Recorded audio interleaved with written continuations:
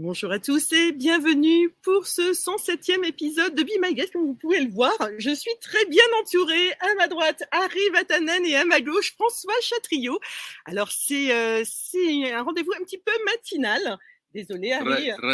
Très matinal, trop matinal. Nous sommes en direct du Tour Auto pour le départ du château de Courrens en Sud-Seine-et-Marne. François, c'est ta 5e participation au Tour Auto en tant qu'ouvreur. Oui, c'est pas une participation éphémère comme le Grand Palais. Comme le Grand Palais, c'est une vraie participation. C'est la 5e fois qu'avec Harry, on ouvre le Tour Auto, mais on aime bien parce que ça nous rappelle quelques grands bons souvenirs. Alors, est-ce que tu avais eu l'occasion de participer au Tour Auto avant d'être ouvreur? Oui, bien sûr, je l'ai fait plusieurs fois. Et... Il est tellement vieux, il est vraiment vieux. Forcément, il en a participé. Il est vieux. Il a tout vu. Il dit ça, je crois qu'il a 6 mois de moins que moi, donc c'est vrai, il peut toujours se moquer. Je crois même que je suis sûr que je suis le dernier vainqueur du Tour Auto quand il était une course automobile traditionnelle. Alors, Harry, est-ce que toi, tu as participé au Tour Auto? Non, mais par contre, j'en ai fait en Angleterre un truc un peu similaire une fois, 76, qui est le Tour of Britain. Tour of Britain, mais ici, non. J'aime bien ce concept un peu comme Mille Miglia, Targa Florio, dans ce type de rallye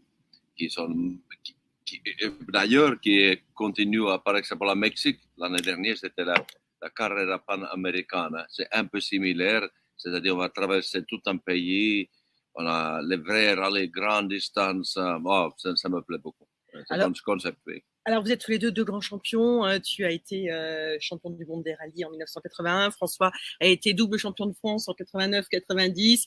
Vous avez remporté plein d'autres courses, hein, le Paris-Dakar 4 fois pour Harry, le trophée Andros pour François. Tous les deux, vous êtes aussi à l'aise. Vous êtes à l'aise sur tous les terrains, en fait. Hein. C'est le propre des rallyman. On n'a pas de spécificité. On doit être à l'aise sur tous les terrains. Alors après, on est comme les tennisman. On a peut-être des endroits de préférence, le goudron, la terre, la neige, mais on doit tout aimer. En tout cas, on doit conduire surtout et conduire bien surtout. Et qu'est-ce que c'est en fait un ouvreur? Ah oui, ouvreur, c'est un vrai ouvrière. J'étais, à mon avis, qui sont contre les départs trop matinales. Oui, à mon avis, il faut changer de métier. Il faut se mettre en grève maintenant, à mon avis. Oui. Non, c'est ouvreur, c'est. On est que 2 pour faire une grève, ça va pas faire beaucoup. On arrive avec 2 voitures, on arrive à tout bloquer. On arrive à tout bloquer avec 2 voitures. Oui.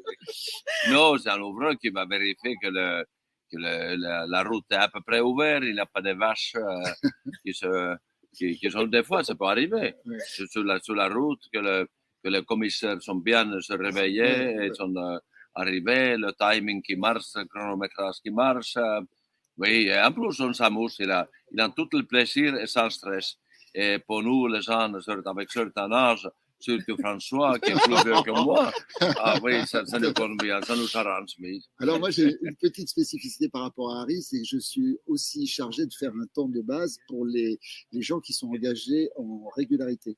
Vous savez qu'il y a 2 compétitions, les gens qui sont en compétition dans le Tour Auto et ceux qui sont en régularité. Donc, je vais faire un temps de base. Je suis un ouvreur un peu comme en ski qui fait un temps et les concurrents vont choisir une moyenne haute, basse, vont se définir par rapport à mon temps et vont devoir respecter le contrat qu'ils auront passé avec l'organisation. Alors, pour ouvrir, vous avez quand même des véhicules de choix. François, vous êtes en BMW M3 compétition et Harry en BMW M5 C5. CS, pardon. C'est exactement, oui, qui est en fait est la modèle la plus puissante dans la gamme de BMW que 630 chevaux. Ça va pas faire trop pour toi? Non, mais pas, en fait, toujours pas assez. Non, mais c'est une voiture. Il y en a tout. C'est bourré d'électronique. C'est une voiture vraiment sophistiquée. Aussi, blague à part, ça me réveille des fois de rendre compte comment la voiture est ordinaire. Et c'est pas seulement les voitures, c'est tout le domaine de la vie. On a un progrès. Moi, ça me donne d'espoir. Oui. Et je me régale. Et 635 chevaux, c'est pas trop sur les petites routes? Non, Tu t'es pas fâché? Non, en fait, il y a toutes les freins électroniques anti-patinage, les aides, sur les circuits, je les enlève les fois pour s'amuser un peu, mais sur la route normale, pour ça, les enlever. Ça nous aide vraiment énormément. Il n'y a pas de patinage, ça reste comme sur le rail. Alors, est-ce que vous êtes déjà monté l'un avec l'autre en voiture? Je pense que oui, je me souviens pas forcément, mais j'aurais pas peur. Parce que je l'ai déjà remarqué, je crois qu'il a vraiment le permis de conduire, j'aurais absolument pas peur. Même si c'est pas agréable d'être à côté quand on est pilote, parce qu'on préfère le faire soi-même. J'imagine, et on freine. Non, on se dit, oh là là, qu'est-ce qu'il fait? Il se traîne. Non. Puis je suis pas monté avec Harry, mais je peux vous dire que j'ai une expérience. Je suis monté avec Markku Alén, qui était un grand champion finlandais, comme que Harry a très bien connu. Et je suis monté en Finlande avec lui, et ça, je m'en souviendrai toujours. Alors là, vous êtes parti pour 5 jours, vous descendez jusqu'à Nice, vous allez aller sur différents circuits. Quel est votre préféré, Harry? Ton circuit préféré là? C'est comment ça s'appelle celle qui est pas loin de Nîmes? Comment ça s'appelle? Les deux noms. C'est ça. Les deux noms, on va y passer. Oui, parce que ça monte, ça descend, c'est presque comme un piste rallye. Mais c'est ce qui est bien dans le Tour Auto, on parlait tout à l'heure du parcours, c'est que ça refait ce qui se passait dans les années 70. Malheureusement, quand je l'ai gagné, c'était devenu qu'un rallye et c'était dommage. C'est qu'on mélange les spéciales sur route et les circuits. Et c'est ça qui est formidable parce qu'on aime ça, les circuits. Alors, qu'est-ce qu'un champion prend pour le petit déjeuner? Alors, je sais que j'ai un peu interrompu le tien, mais... Mais normalement, évidemment, yaourt de nature, absolument ni framboise, ni fraise, ni sucré, un peu de pain de seigle, ni beurre, rien. Après, un verre d'eau, préférablement non gazeuse, peut-être un carotte. Et c'est comme ça qu'il garde ce teint de jeune fille qu'il a toujours eu. Et un verre de lait, quand même, c'est pas réservé aux victoires, le verre de lait. Non, mais j'en ai pris beaucoup de lait dans mon café. Ah, pas eu beaucoup de victoires, oui. Mais j'aime bien, en fait, du lait fermenté, mais ça ne d'abord dans un café. Non.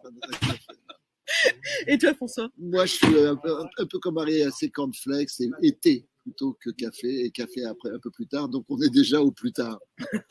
Alors, il y a 230 candidats là qui sont en train d'arriver tout doucement derrière nous. Quels conseils vous pourriez leur donner pour ce Tour Auto? Moi, je leur donne toujours le même conseil quand ils me demandent, c'est de partir doucement, parce que on conduit toujours mieux après 2-3 jours. Au début, on n'est pas chaud, donc allez pas casser vos voitures dans la première spéciale, c'est vraiment idiot. C'est vraiment idiot. Et Harry, toi, tu as un conseil? Non, c'est pareil, parce que c'est comme relativement cher, même cher pour faire ce type d'événement, et rien n'est plus décevant que souvent avec beaucoup de préparation, parce que les vieilles voitures sont tapées dessus depuis des années, littéralement.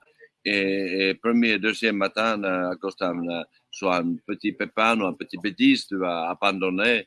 Et ça, c'est vraiment triste. Alors, justement, rester raisonnable et arriver jusqu'à Nice. Alors, juste pour terminer quand même, le meilleur souvenir du Tour Auto ces 5 dernières années?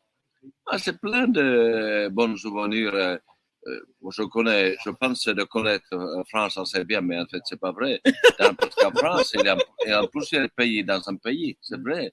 Selon la région où vous êtes, c'est vraiment beau. Il y a en plus l'architecture et les bâtiments qu'on a été conservés. On a toujours des jeunes dans un château, dans un abbaye, monastère, toujours qui parlent de l'histoire de France. C'est bien. C'est tout.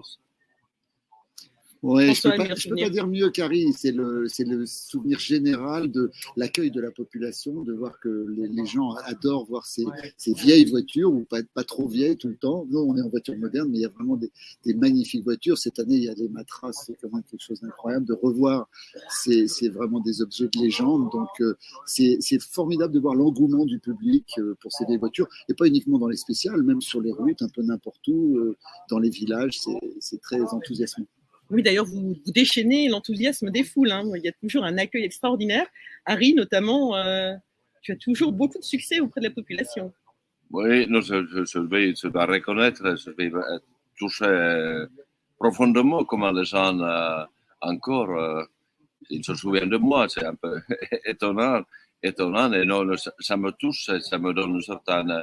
Il faut le traiter avec beaucoup d'humilité, beaucoup de respect, parce que les gens sont très sincères, très sincères.